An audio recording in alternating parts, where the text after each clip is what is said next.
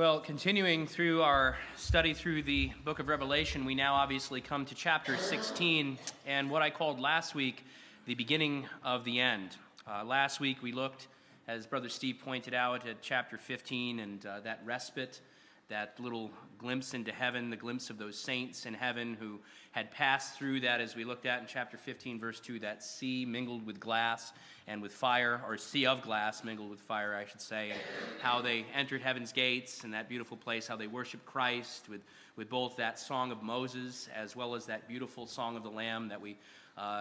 took a long look at last week, and how they were safe and sound, and especially after having to endure so many trials and persecutions during the Great Tribulation, these saints living on the earth during that time. But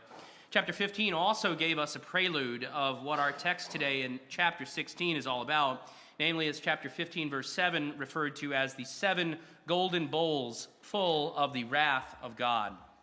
Chapter 15 verse 8, it then went on to describe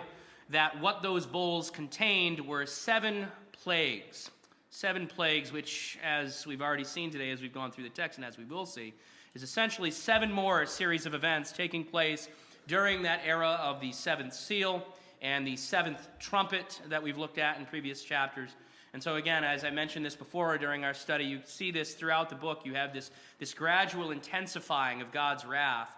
being poured out upon the world through the 7 seals and then through the 7 trumpets, ultimately culminating in this last set of horrific events that we're going to study today, known as the 7 bowls of God's wrath.